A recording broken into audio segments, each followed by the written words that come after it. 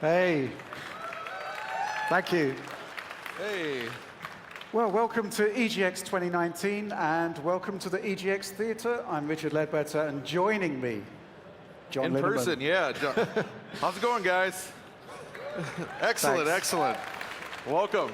Thank you so much for coming and thank you for indulging what is basically a flight of fancy on my behalf. It all sort of kicks off with this, which is something I did recently, a bit of work where obviously we've got next-gen consoles coming, but we don't really know how powerful they're going to be. We know what kind of GPU architecture they're going to be using, CPU and GPU. Now the question is, just how much more powerful will they be? And I thought I'd put together like a little architectural head-to-head here. So this is Wolfenstein, as our friend Alex would call it. The new Colossus, PlayStation 4 Pro. We know what the visual profile of that game is on PC, and this is the performance level versus Polaris, which has got the same compute power once we downclock it to match PS4 Pro, and the new Navi architecture. So according to my notes here, we have basically the Polaris is about 10% faster, Navi is 33% faster. Now that's clock for clock. So what do you make of that, John? Yeah, so it's an interesting kind of thing. Whoa, bit loud there. Yeah, basically, this is architectural only, so it's the same compute power. But the takeaway here is that a teraflop of last gen is not equal to a teraflop of next gen, but it goes beyond that. Not only are we going to have architectural improvements, we're going to have something probably more significant, which is frequency, speed improvements. So how can we define what level of extra performance we're going to get from frequency plus architecture? So we hooked up with Asus, Republic of Gamers, to create a PC that's as close to as possible to what we know about the next generation consoles. And here it is. So, specs. Ryzen 7 3700X, 8 cores, 16 threads. It's recently been confirmed by Sony that the PlayStation 5 will have those 16 threads, those 8 cores. And so yeah, Ryzen, Zen 2 architecture. It's a match for what Sony are going to be delivering. There will be some cache differences, but ballpark, that's what we're going to be getting. It's a little different on the GPU side, I think, because we don't really know all the details yet. Yeah, so the GPU, we're using here RX 5700, and here we've got the RX 5700 XT, which is using the Navi architecture that Sony and Microsoft have confirmed for the next generation machines. But we don't know the shader count, how much compute power is actually going to be in there.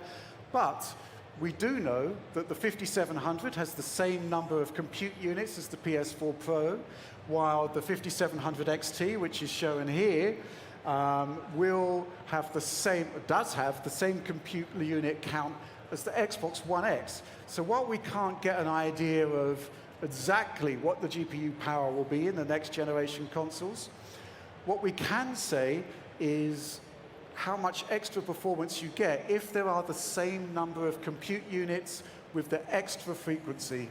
So yeah, right. It kind of helps show the efficiency gains that have occurred over the years with the architecture. So yeah, plus of course the frequency gains. Absolutely. So yeah, we've got those things stacked up together. So yeah, we've got 16 gigs of RAM, 650 watt power supply, and we've actually got a 4K UHD Blu-ray drive. We didn't actually use it for this, but if we're going to try and get a machine that's as close as possible to the PS5 and a Project Scarlett. Yeah, that makes sense. Makes sense. And hopefully, at the end of this presentation, one of you will be walking away. Well, not walking away with this PC, but you will be sent this PC, this exact PC we use for testing. So I'm looking forward to that. OK, right. Before we talk about the GPU, we can talk about the CPU. And this is key, I think. This is where the big gains will happen. Phil Spencer has done quite a lot of messaging at Microsoft. Has done a lot of messaging about just how much more powerful the CPU is. And to be frank, the CPU in the current PS4 and Xbox One is? It's underpowered, to say the least. It was underpowered in 2013. Yeah. But what I love about this test here is that you actually obtained a quad-core Jaguar-based CPU to use on a computer. Yeah. You built a PC. Athlon 5370 is Jaguar-based. And we've got single-core performance. That's the 1T there. Using Cinebench R15, pretty standard CPU benchmark in the PC space. And we have the multi-core, which is quad. And what I've done there is simply doubled the quad-core score to give us a projected octo-core result. Keep in mind, that's best case scenario. Best case scenario, yeah. Perfect scaling there. And this is 8 cores is what is in PS4 and Xbox One. That's what separates it from our PC part. So, to give you some idea of how bad this CPU is, 256 there. That's pretty much ballpark with a 2008 Intel Q6600 quad-core. Yeah, the Q6600 is the CPU. I mean, this was back during the PS3 360 era. This is what you might have played Crysis 1 on. Yeah. Like, more than 10 years ago. So yeah. That's what we were working with in these consoles. Yeah, so it's disappointing, to say the least. Oh, yeah. And when you see what developers have done with it on the PS4 and Xbox One, pretty amazing. Absolutely. Now, I've done 2 benchmarks here, 1.6 and 2.3. This represents PS4, which has got 1.6 gigahertz CPU core. Xbox One X is at the other extreme, 2.3 gigahertz. And that's about the max that we could have expected from the Jaguar, I think. Pretty much, yeah. On our next slide here, actually, that's exactly... that's the same slide. It's the same slide, yeah. Okay. Here we go. So, once we factor in the generational leap of Ryzen, along with the extra frequency, we get a huge increase to performance here. So, essentially, I think we're looking at, well, let's just take a look at my notes here. But I think it's a 6.7 times increase to performance on a PC benchmark that is, well, it's pretty rough. It's only sort of indicative at best. That Zen 2 score there for the Ryzen 3700X, it won't be using any of the additional features of the Zen 2 core that are baked in. So 6.7 times increase in performance on a really rough benchmark. We'll expect much more. And, well, I'd say that this is why Sony and Microsoft will be talking up the CPU side of things more than the GPU side, because it's basically, we're actually getting a modern CPU. That's right, Amazing things. So we're going to talk about the GPU next. And here's the thing. As I said, there's things we don't know. We don't know how many compute units it's going to have. But there has been a leak. And it concerns a processor called Gonzalo. There have been various leaks about it, specifically about the fact that it's Zen 2 based. We got the CPU frequency from that particular leak, 3.2 gigahertz. And we now know that Gonzalo is actually almost certainly 99% the silicon that's going to be in PlayStation 5. The reason we know is that our own sources have confirmed that the PlayStation 5 codename is Prospero. Yes. Prospero is a character in the Tempest by Shakespeare. Gonzalo is another character in The Tempest by Shakespeare. I love all these code names we always get for these new consoles. Yeah, but it's kind of like a bit of detective work to sort of figure out how everything sort of slots together. But we've got an idea of the frequency of the GPU core, even if we don't know its exact makeup. And one thing we do need to stress is that although we know it's got a Navi-based architecture, I suspect that there's going to be a lot more features within that GPU that aren't in the current PC parts that we've got right now. We've seen this before, like with the previous AMD architectures, like with the PS4 Pro, where they had the rapid packed math feature, which was not available on the PC part at the time the Pro shipped. So I suspect we'll see sort of a similar features that have been developed that will eventually roll out into the PC side, but are not currently implemented. And we know that's the case already, because they've already confirmed, both Sony and Microsoft have confirmed hardware accelerated ray tracing. This isn't a part of the Navi architecture as things stand. So we know that there's going to be more to the GPU than meets the eye. There could be a lot of custom features in there, secret sauce. as it's often referred to. But let's talk about the GPU based on Navi and based on some of our tests that we did with our new PC. And we're going to kick off with Xbox One X versus the 5700 XT at the GPU clock speeds that are specified in the Gonzalo leak. So we're going to kick off Hitman 2 running at 4K, native 4K on Xbox One X versus the Navi 5700 XT, the same amount of compute units. This is a great test, by the way. This game has been perfect because you can sort of run it at like native 4K here, but it does not run at 60 frames per second. So we actually see where the Xbox One X is able to hit. Yeah. So yeah, basically we're pushing the Xbox One X GPU to its limits, but it's not hitting 60 frames per second, which means we can do a performance differential against our Navi-based PC here. And you can see that the same number of compute units at the Gonzalo GPU clock, basically we're getting an extra 83% of performance in this test, which is pretty impressive stuff, I think. There's going to be some disappointment possibly with the GPU, but we'll talk about that a bit later. But this is actually quite a light test compared to some of the Hitman 2 content. So we've actually got a much more powerful example here, which is this kind of USA suburb.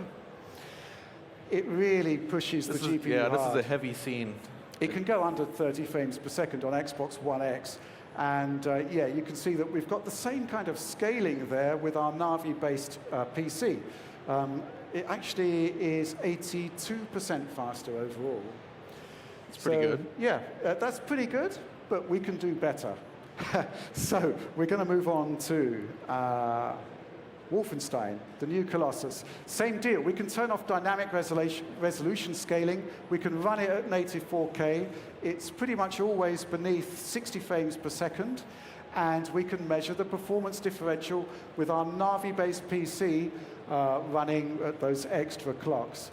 And yeah, just looking at my notes again here, but we're looking at performance differential of between 95% of extra performance to 110% of extra performance.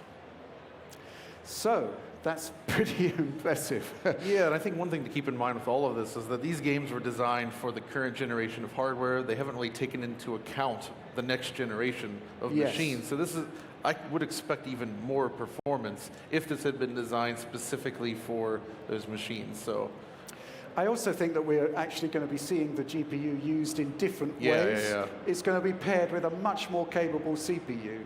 It's going to be paired with a solid-state storage solution. So it's going to have very, very fast access to a vast amount of data. That's been the shift this generation, as developers have had to sort of move things from the CPU over to the GPU, and there's been a lot of focus on that. But now they can kind of bring things back into the CPU, freeing up extra resources on your graphics card. And, you know, we should see some interesting results from that. Plus the SSD, as you say. Yeah, and yeah, exactly. But let's move on, because the comparison between PlayStation 4 Pro and the 5700, again, the same compute unit counts, pretty impressive. But we encounter some problems here, because the PS4 Pro is running at 1440p this time, not 4K. And this causes some of our tests to hit the 60 frames per second frame rate limit. Not a good test. But this one, our suburb test, is still in the game. It's still well below 60 frames per second. And let me just check my notes here. Yeah, basically, there is 126% of extra performance here. I think that's likely due to the fact that we're running at a lower resolution, and also the PlayStation 4 Pro is kind of limited compared to Xbox One X in terms of memory bandwidth, in terms of video memory allocation.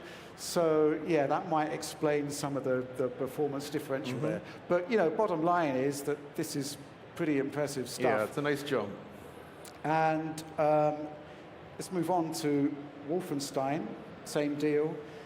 In this test, we're actually getting twice the performance level, but it's actually, I think, being held back because we aren't quite close to 60 frames per second. This actually raises some interesting points. You see it's hitting up there. It was well over 120 frames per second. They could conceivably support a 120 hertz mode on this game on the console, and you'd actually get a very high frame rate experience. Microsoft have already talked about 120 FPS gaming for next gen, and this kind of illustrates how it could be done. We've got the CPU overhead this time, and we've got a lot of extra GPU power. They'd have to have a special mode, I think, with some scaled down settings to hit those high frame rates, but it should be possible. Yeah, but you can see, again, the performance improvement here, it's just colossal. We're actually 3 times faster, pretty much. 3 times to 3.2 times faster than PS4 Pro. Same compute unit count, but obviously we're running at pretty much double clocks here. But I was quite impressed by that. Yeah, that's a massive leap right there. Yeah, so, I think we've got a problem, though, because some people might think, well, we are only delivering twice the GPU power of Xbox One X. This could be viewed as a disappointment. Well, this is kind of a new territory for consoles, where we have this, well, at least Nintendo's done this with handhelds, but this mid-generation refresh that the Xbox One X and PS4 Pro offer, that's sort of shifted things a lot, right? If we were comparing this to the original Xbox One or the original PS4, which you did there, the leap does seem more significant. And you also have to consider that a lot of the rendering advances are a little more iterative than in the past, so we're not going to see these massive shifts in the way games are drawn, right? So, I think it's that mid-gen thing that's going to throw this off a little bit. But at the same time, I think the increased CPU power and the addition of solid-state storage is big, especially since data access and I/O has been so difficult this generation. Yeah, definitely. I mean, access to more data, far superior CPU, and the GPU, well, if we say 2 times Xbox One X, I think that's pretty awesome anyway, but if you compare what is, a pretty awesome GPU against the original 2013 consoles, Xbox One, PS4, that is a proper generational leap. I think we're going to see the marketing shift away from things like teraflops. Yeah. Because this generation, the weak CPUs made it so that the marketing obviously focused on what was most capable, and the GPUs are pretty good, especially in the Xbox One X. So it makes sense to focus on that. But I don't think if we were able to look at the teraflops on these machines, it wouldn't seem like a huge jump. We can illustrate that pretty easily because if we go back to the all right, let's see. To the Wolfenstein thing, where we've got effectively 2 times the performance of Xbox One X here, you could possibly say that it's a 12 teraflop GPU, judged by current gen standards, but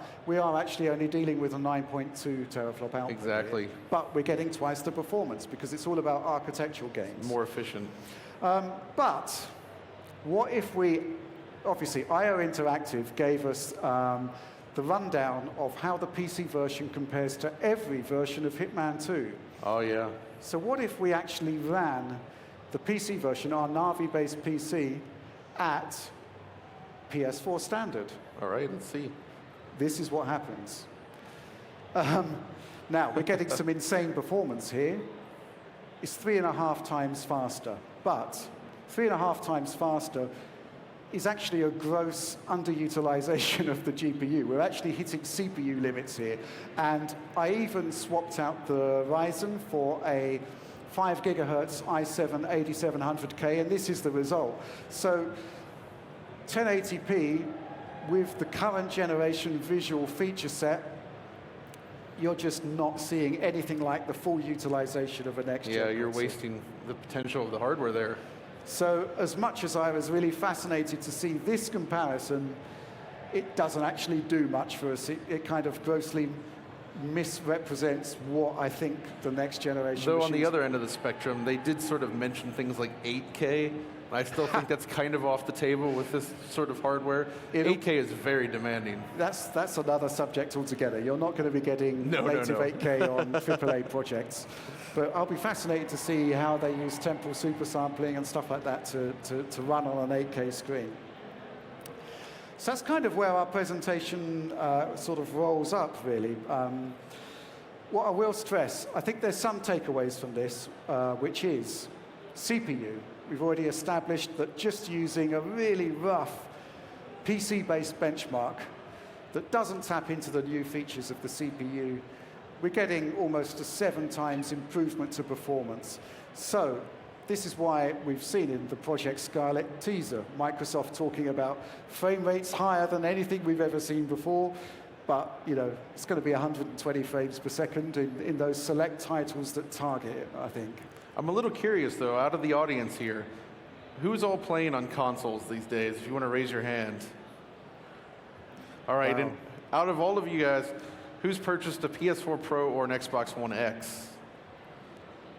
Okay, so what do you think? It's like maybe a little over half the audience there. And who's gaming on PC?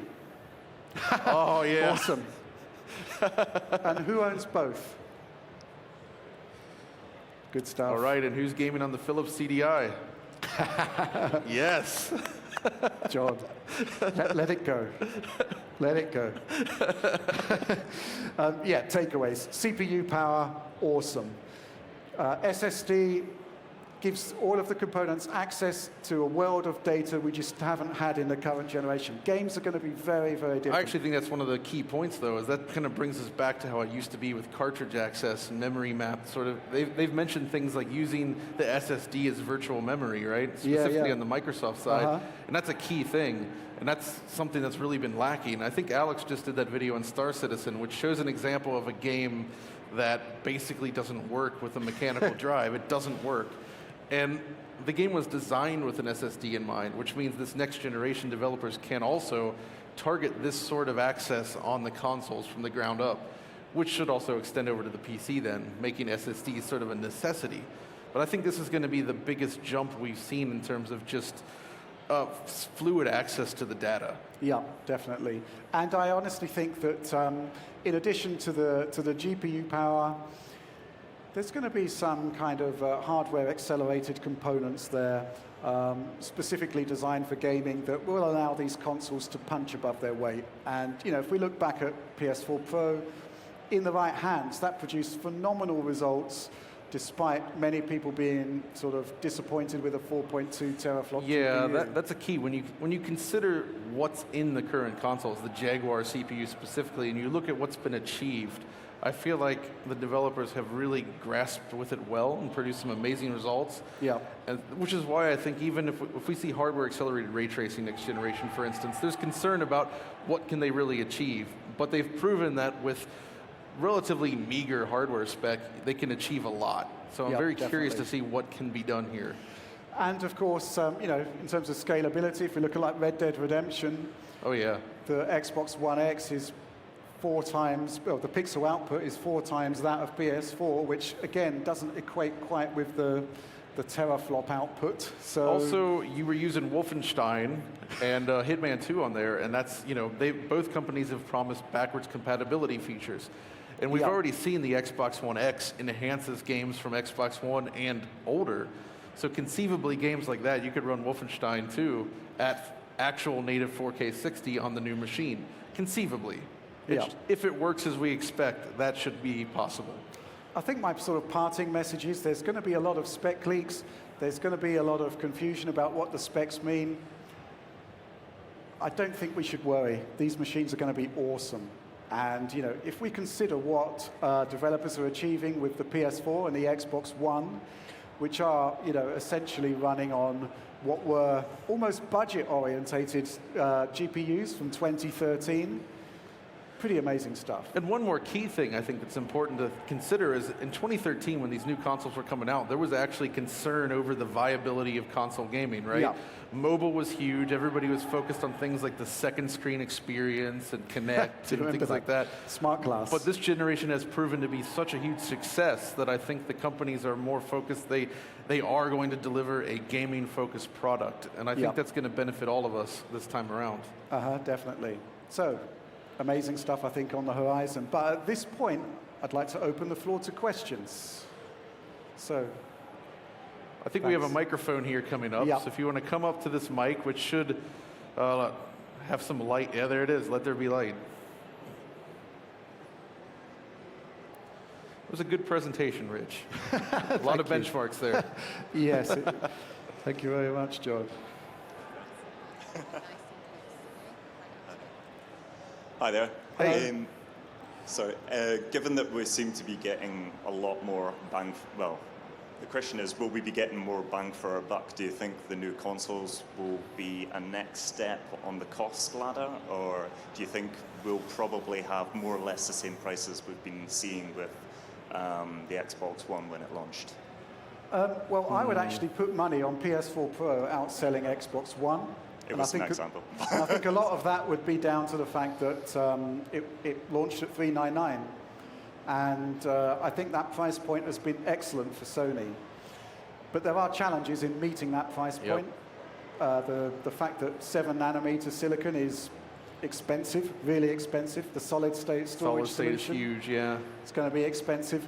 The way forwards to mitigate the cost of the processor is to make it run faster. I mean, at 1.8 gigahertz on the GPU, I still have suspicions about whether it's actually going to run that fast.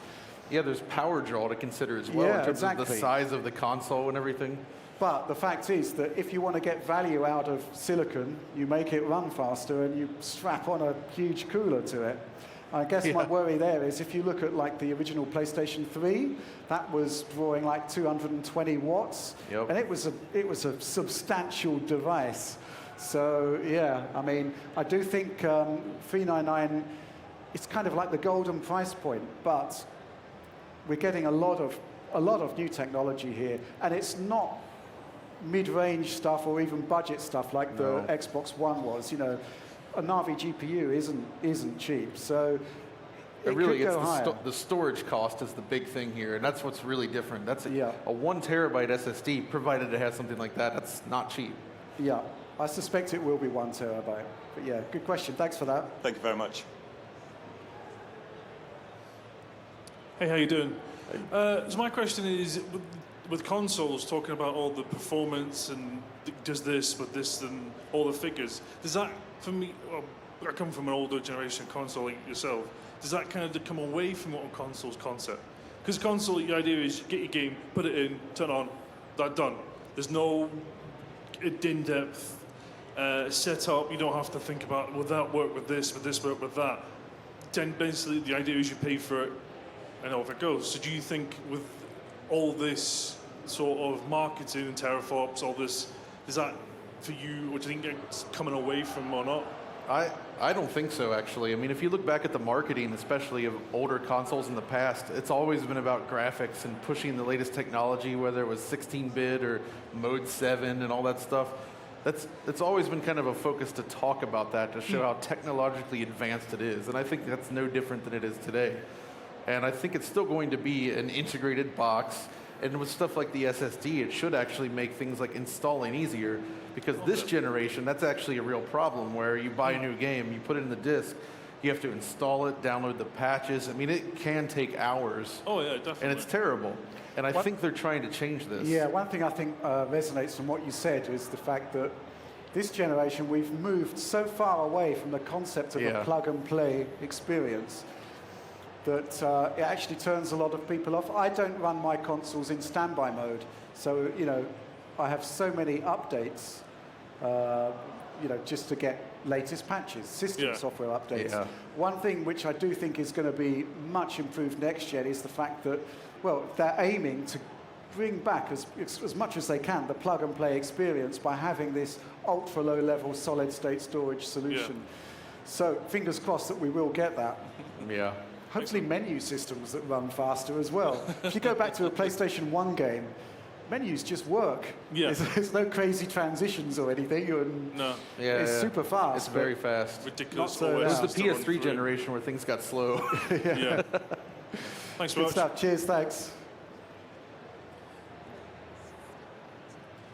Hi, guys. Hey. I just have a question regarding gaming at frame rates over 60 FPS.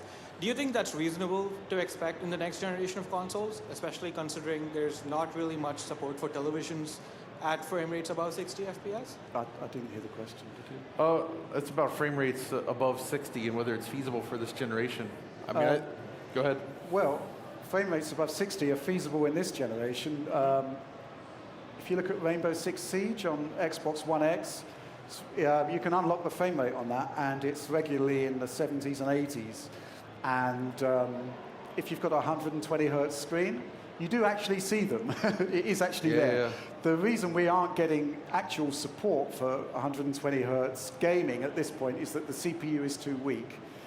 Yep. Next gen, that changes because the CPU is a proper generational leap over what we've got now. Now, the issue is, of course, that we've got twice as much to render.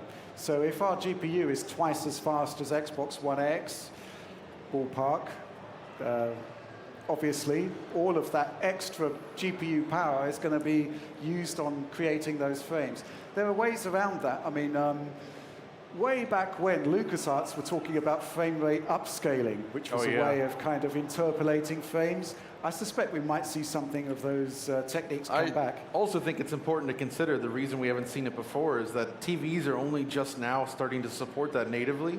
A lot of modern TVs accept 120 hertz. That was not the case before, so there was no reason for consoles to ever do that. But now it's a feature, so I do think, especially with Microsoft saying they want to support that, I think it'll happen. I'll tell you what, though, if almost everything is 60 hertz next generation, I'm going to be delighted. Yeah, that'd be great. Good stuff. 60, the new 30. That would be great. Thanks for that. Thanks, guys. Hiya. I'm also very excited about the CPUs. I remember a video you did a couple of years ago about Assassin's Creed and the computational demands. Do you think, to a certain degree, this generation game design's been hamstrung by the CPUs, and that's maybe something that will change in the future? I do actually think that this generation games were somewhat hamstrung by the CPU. Developers found clever ways to work around it, but you'd notice interactivity is kind of down in general in a lot of games, and it's usually smaller, subtle details, like they might remove like more interactive plants or like some of the more precise collision and things like that aren't central to the gameplay experience, but that's where we were going back in 2007 with games like Crysis, and it kind of feels like we've degraded a bit, and I think part of that is just the lack of CPU resources. Yeah. And that's one of the first things to go, so maybe we'll see more of that going forward. Yeah, I mean, we're going to be looking at a new balance between CPU and GPU, and it will be kind of quite similar, I think, to the Xbox 360 PS3 generation, which was very good on the CPU side and not so good on the GPU side. But, you know, I'll be really interested to see how the SSD changes the way data is used by both of those components. Exactly. Good stuff. Okay, so I think we've got time for one more question. One more, thank you. Hi, how you doing? So my question was to do with, when you're saying 60 frames per second, like the average TV is only running like 60 frames per second. So with the new consoles coming out with higher frame rates, is everyone going to have to then end up buying a new, better television to be able to get the full CPU, or is it all monitors and then PC is the way forward from it all to get the full power out of it? Because, as I say, if you're running a 20... I don't think that... I think frame rates at 60 will still be the sort of the target. Yeah. But if support for higher refresh rates are a thing, it's going to be like when they first introduced 1080p support or HDR. Like, it'll be something that the consoles can support. And if you have a newer TV that can support 120 hertz, you'll be fine. I mean, like LG introduced 120 hertz on their OLEDs like 2 generations ago. And by the time these launch, it'll be 3 generations, and lots of other companies have done this as well. It's becoming common. Yeah. But if you don't have it, I don't think that's a problem. I mean, 60 will still be more than sufficient. Yeah, what I'd say about that is that these consoles, if they come out in 2020, we would expect them to last until 2025, 2027.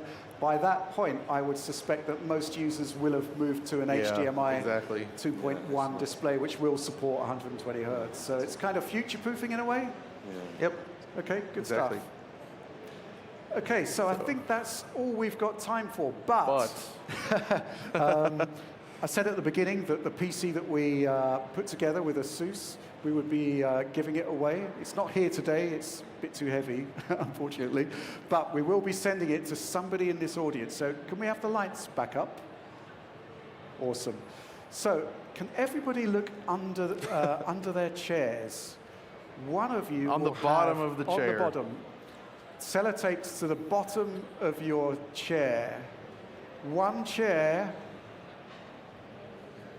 should have the winner piece of paper. Could you stand up? Wait, I think I see it. Hey, let's give him a round of applause. There it is. So we'll take your details afterwards, and I've got a few more tests to do with it, but I'll be sending that PC to you, so good stuff. Cool. Okay, well, All right. Thank you so much for joining us here at EGX 2019. We had a lot of fun putting this presentation together, and we have actually put together a video based on the same content, which will be running in the next couple of days. Yep. But yeah, if you want to revisit the stuff we've talked about here, it will be in there. But in the meantime, thanks so much for coming, and I really appreciate it. So awesome. Thank you so much. Thanks.